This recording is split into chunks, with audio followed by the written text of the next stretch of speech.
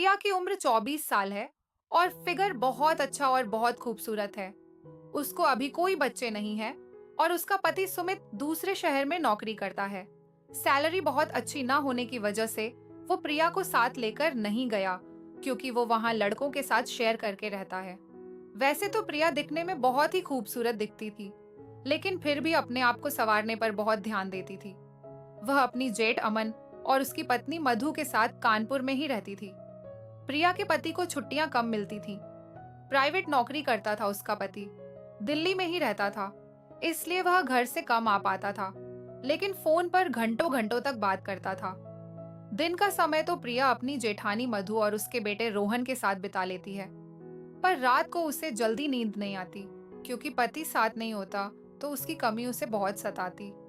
वो जवान थी, उसका कभी कभी तो मन करता था कि काश उसके पति उसे भी अपने साथ ले जाते, क्योंकि रात को जेठ जी देख के कमरे से बहुत ही अजीब आवाजें आती थीं। एक बार की बात है, जब उसकी कमर में दर्द हो रहा था तो उसके जेठ जी का बेटा रोहन, जिसकी उम्र 17 साल की थी, बोला, चाची जी आपकी मालिश कर दूं, शायद आराम मिल जाए। तो प्रिया बोली, तू कर देगा मेरी मालिश, और वह मान गया और उसने तेल से मालिश करनी शुरू कर दी, जिससे कि प्रिया को बहुत ही आराम मिल रहा था। और ना जाने क्यों प्रिया जो आग दबाए बैठी थी वह सुलगने लगी थी। प्रिया ने खुद को समझाया कि वह शादीशुदा है और रोहन की उम्र बहुत कम है। उस दिन तो प्रिया ने खुद को समझा लिया, लेकिन वह अंदर ही अंदर तड़प रही थी। एक दिन अचानक उसकी जेठानी को मायके जाना पड़ा, क्योंकि उसकी माँ की तबीयत ठीक नहीं थी। उसके साथ उसका बेटा रोहन भी जा रहा था। उनकी नानी उसे देखना चाहती थी। मधु ने प्रिया से कहा, सो मैं तेरे जेठ जी को फोन पर सब कुछ बता दूंगी, तो बस घर का ख्याल रखना और उनको खाना खिला देना। रात में यह कहकर बस में निकल गई। रात को उसके जेठ जी जब घर आए तो प्रिया कुछ काम कर रही थी। उसके जेठ ने उसे नोटिस नहीं किया और सीधे रूम में नहाने चले गए। कुछ देर के बाद जेठ जी की आवाज आई, मधु जरा तौलिया देना।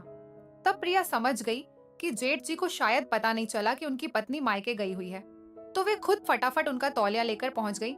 और उसने जैसे ही दरवाजा खटखटाया, जेठ जी ने अचानक उसे अपनी बीवी समझकर वॉशरूम के अंदर खींच लिया। उसके ऊपर सवार से पानी गिर रहा था।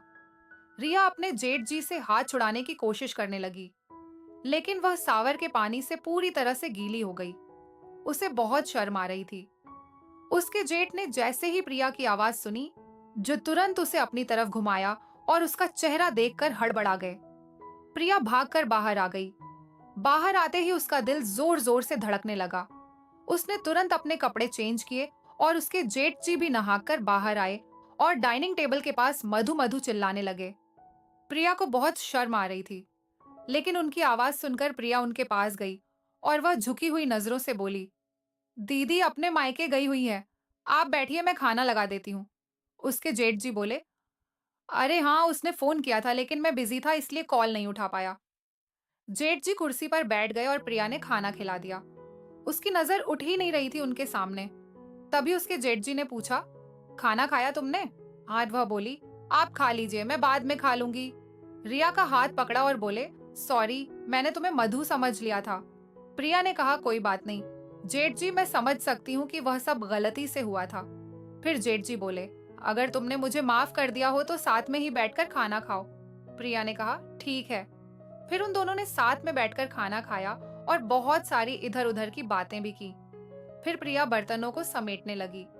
उसके जेठ जी बोले, रहने दो, सुबह कर लेना यह सब, अभी जाकर सो जाओ। प्रिया बोली, सुबह भी तो मुझे ही करना है, तो अभी ही क्यों ना कर लूं।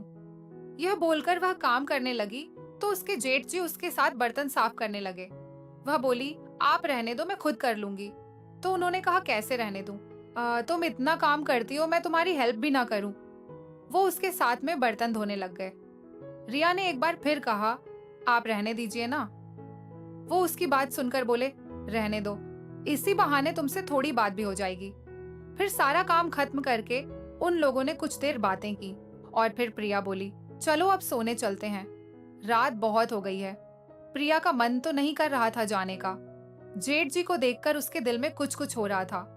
वो अनमनी मन से अपने कमरे में जाने लगी और उसके जेठ जी भी उसे गुड नाइट कहकर चले गए। सुबह प्रिया अपने जेठ जी के उठने से पहले ही सारा काम खत्म करके नाश्ता बनाने लग गई। तब तक जेठ जी बाहर आए और बोले, अरे इतनी जल्दी ये सब करने की क्या जरूरत थी प्रिया? हाँ, प्रिया ने कहा, आपको ऑफिस के लिए लेट ना हो जाए, इसलिए मैं आज जल्दी ही उठ गई थी। जेठ जी ने कहा, आज ऑफिस नहीं है, मैं तुम्हें रात में ही बताने वाला था, लेकिन तुम्हें नींद आ रही थी और मैं बताना भूल गया। प्रिया बोली, कोई बात नहीं, आप नहा लीजिए, फिर मैं नाश्ता लगाती हूँ। प्रिया के जेठ जी नहा कर आए और फिर दोनों ने साथ में मिलकर नाश्ता किया। फिर उसके जेठ जी ने कहा, तुम बहुत दिनों से बाहर नहीं गई हो और सुमित भी नहीं है, तो सोच रहा हूँ तुम्हें कहीं घुमा लाऊं। अगर तुम्हें मेरे साथ बाहर घूमने से कोई दिक्कत ना हो तो। प्रिया ने कहा, नहीं जेठ जी, मुझे तो कोई दिक्कत नहीं है, पर अगर दीदी को पता चला तो। जेठ जी बोले, तुम टेंशन क्यों लेती हो? क्या मेरा इतना भी हक नहीं है तुम पर? इसके बाद जेठ जी उसे बाहर घुमाने ले गए और फिल्म भी दिखाई और फिर होटल में भी खाना खिलाया और बहुत सारी शॉपिंग करवाई। शाम हो गई तो उसके जेठ जी ने रात के खाने के लिए बाहर से ही कुछ ले लिया और वह घर के लिए निकल लिए। तभी प्रिया के पास उसके पति का फोन आया। प्रिया ने फोन उठाया और अपने पति से बात करना शुरू किया। तभी उसके जेठ ने टैक्सी में बैठने के लिए आवाज लगाई। रिया ने अपने पति से कहा कि मैं अभी बाजार आई हूँ, आपसे थोड़ी देर में बात करती हूँ, और उसकी बात बिना सुने फोन कट कर दिया। रिया ने ऐसा पहली बार किया था, इसलिए उसके पति को बहुत अजीब लगा और उसे फोन पर किसी आदमी की आवाज भी सुनाई दी। वह सोचने लगा कि आखिर प्रिया किसके साथ है। फिर उसने सोचा, जब वह फोन करेगी तब पूछ लूंगा कि कहाँ थी और किसके साथ थी। फिर रात को प्रिया ने अपने जेठ के साथ खाना खाया। वो अपने जेठ के साथ काफी घुल मिल गई थी। प्रिया जब खाना खाकर अपने कमरे में जाने लगी तो उसके अपने जेठ जी से बोला, जो आपने अपने छोटे भाई की कमी आज पूरी कर दी, आप बहुत अच्छे हैं। वह बोले, मैं वह कमी कैसे पूरी कर सकता हूँ, वह मेरे बस में नहीं है। प्रिया शर्मा गई और बोली, आप तो उनके भाई हैं, जितना हक उनका है उतना ही आपका भी है, और मुस्कुराने लगी। प्रिया की शरारत भरी मुस्कान देखकर उसके जेठ जी को सब समझ आ रहा था। थोड़ी देर बाद उसके जेठ बोले, चलो बहुत रात हो गई है। प्रिया उठकर अपने कमरे में चली गई। प्रिया को बहुत बुरा लग रहा था कि उसने जेठ जी से साफ साफ कहा, लेकिन फिर भी वह उसकी बात नहीं समझे। उस रात तो प्रिया सो गई। सुबह प्रिया के पति का फोन आया। जब उसने प्रिया से पूछा कि कल तुम कहाँ थी, गाड़ियों की आवाज आ रही थी, तो उसने बताया कि वह बाजार गई हुई थी। तो उसके पति ने पूछा, किसके साथ गई थी? वो बोली, क्या मतलब? तो उसके पति ने कहा कि तुम्हें जब मैंने फोन किया था तो किसी आदमी की आवाज आ रही थी, जिसके बुलाने पर तुमने फोन कट कर दिया। रिया ने कहा, दरअसल मेरे साथ जेठ जी थे, मेरी तबीयत ठीक नहीं थी। तो ये सुनकर उसका पति बोला, अभी तो तुम कह रही थी कि तुम बाजार गई थी। तो वह थरथरा गई और बोली कि मैं आपको परेशान नहीं करना चाहती थी, इसलिए मैंने ऐसा कह दिया था। दरअसल मेरी तबीयत खराब हो गई थी, तो जेठ जी मुझे दिखाने ले गए थे। तो उसके पति ने कहा कि क्या हो गया था तुम्हें? तो उसने बताया कि उसे बुखार आ रहा था। उसके पति ने उससे कहा कि ठीक है, तुम अपना ध्यान रखो और दवाई टाइम पर ले लेना, कोई दिक्कत हो तो भैया को बता देना, वह फिर से तुम्हें डॉक्टर को दिखाने ले जाएंगे। प्रिया के जेठ जी अपने ऑफिस चली गए और प्रिया का घर में बिल्कुल भी दिल नहीं लग रहा था। उसके अरमान बार बार मचल रहे थे। प्रिया ने अपने जेठ को फोन लगाया। उसके जेठ ने कहा, क्या हुआ प्रिया, क्या बात है? और तो प्रिया बोली कि कुछ नहीं, बस आपकी याद आ रही थी। जब से आपके साथ वक्त बिताया है बहुत अच्छा लगा। रिया के फोन पर तभी उसके पति का फिर से फोन आने लगा। प्रिया ने फोन नहीं उठाया और अपने जेठ जी से बातें करने में लगी। इधर उसका पति परेशान हो रहा था। पिछले 1 घंटे से वह फोन लगा रहा था, लेकिन प्रिया का फोन बिजी ही आ रहा था। इससे पहले कभी प्रिया का फोन इतना बिजी नहीं आता था, और आता भी था तो थोड़ी देर में वह कॉल बैक जरूर करती थी। पर आज पूरा दिन निकल गया। प्रिया का पति उसके फोन का इंतजार करता रहा, पर फोन नहीं आया। प्रिया का जेठ आज जल्दी घर आ गया। प्रिया उन्हें देखकर खुश हो जाती है। प्रिया नजरें झुकाकर खड़ी होती है। उसके जेठ कहते हैं, प्रिया देखो, मैं तुम्हारे लिए आइसक्रीम लाया हूँ। वो प्रिया की तरफ आइसक्रीम बढ़ा देते हैं। प्रिया देखती है कि वह सिर्फ एक ही है। वो कहती है, जेठ जी यह क्या? वो ये तो सिर्फ एक ही है, आप अपने लिए आइसक्रीम नहीं लाए? तो उसका जेठ मुस्कुराता है और बोलता है कि हम दोनों एक ही में खा लेंगे, अब अलग अलग की क्या जरूरत है।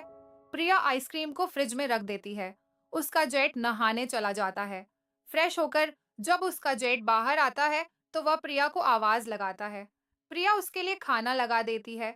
दोनों साथ में मिलकर खाना खाते हैं और उसके बाद प्रिया आइसक्रीम लेकर आती है और वह अपने हाथों से अपने जेठ को आइसक्रीम खिलाती है और फिर दोनों मिलकर उस आइसक्रीम को खाते हैं। उसका जेठ उससे कहता है कि अब तो तुम्हें बोर नहीं लग रहा है ना? मेरे भाई की क्या अभी भी तुम्हें बहुत याद आती है? तो प्रिया कहती है कि नहीं, अब तो मुझे उनकी बिल्कुल भी याद नहीं आती है। आज तो मैं उनसे फोन पर ज्यादा बात भी नहीं की। तो प्रिया के जेठ जी उसका हाथ अपने हाथ में लेते हुए कहते हैं कि वैसे अगर तुम चाहो तो मैं अपने भाई की सारी कमी पूरी कर सकता हूँ।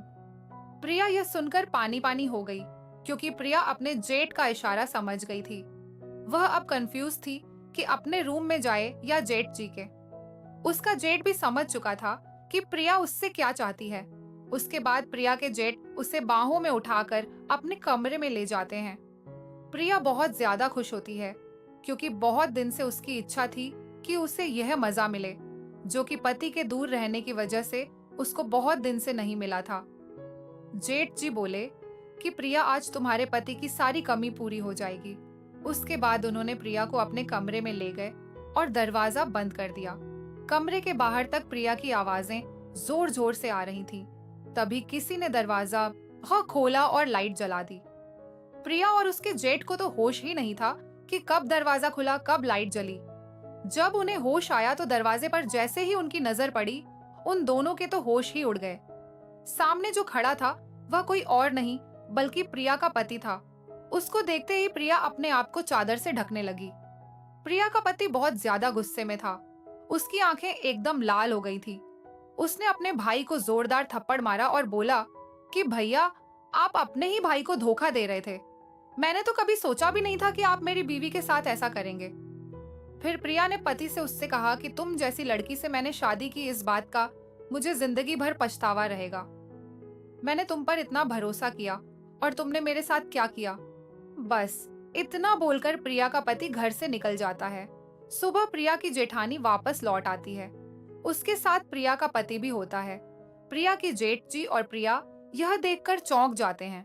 प्रिया के पति ने अपनी भाभी को सब कुछ बता दिया होता है। प्रिया की जेठानी बुरी तरह से रो रही होती है और अपने पति को कहती हैं कि आखिर मेरे प्यार में क्या कमी थी जो कुछ दिन में यहाँ से चली गई तो तुम्हें यह सब करने की जरूरत पड़ गई, वो भी अपने भाई की बीवी के साथ। क्या तुमने एक बार भी अपने बेटे के बारे में नहीं सोचा कि उसे पता चलेगा तो क्या होगा? तुम दोनों ने हमारी जिंदगी बर्बाद कर दी, हमारे विश्वास को तोड़ दिया। प्रिया की जेठानी अपना सामान पैक करने लगी। यह देखकर प्रिया के जेठ उसे रोकते हैं, समझाते हैं, कहते हैं कि मुझे माफ कर दो, आज के बाद ऐसी गलती कभी नहीं होगी। लेकिन प्रिया की जेठानी साफ शब्दों में कह देती है कि यह गलती नहीं है, जानबूझकर किया गया पाप है और इसकी कोई भी माफी नहीं होगी। अब तुम आजाद हो, जो चाहे वह कर सकते हो। मैं तुम्हें बहुत जल्द तलाक के कागज भेज दूंगी और मैं अपने बेटे को भी तुम्हारे साये से दूर रखूंगी, क्योंकि तुम्हारी परछाई उस पर पड़ गई तो वह भी तुम्हारे जैसा ही धोखेबाज ना हो जाए। प्रिया का पति भी प्रिया को छोड़ देता है और उसे तलाक दे देता है। अब प्रिया कहीं की नहीं रह गई। प्रिया पूरी तरह से बर्बाद हो चुकी थी। रिश्ते विश्वास की नाजुक डोर से बंधे होते हैं। चंद पलों के लिए जब रिश्तों को धोखा दिया जाता है तो उनके नतीजे कुछ इस तरह से होते हैं। हमें हमारे रिश्तों की सीमा पता होनी चाहिए। कोई भी रिश्ता बहुत खूबसूरत होता है जब तक उसे ईमानदारी से निभाया जाए।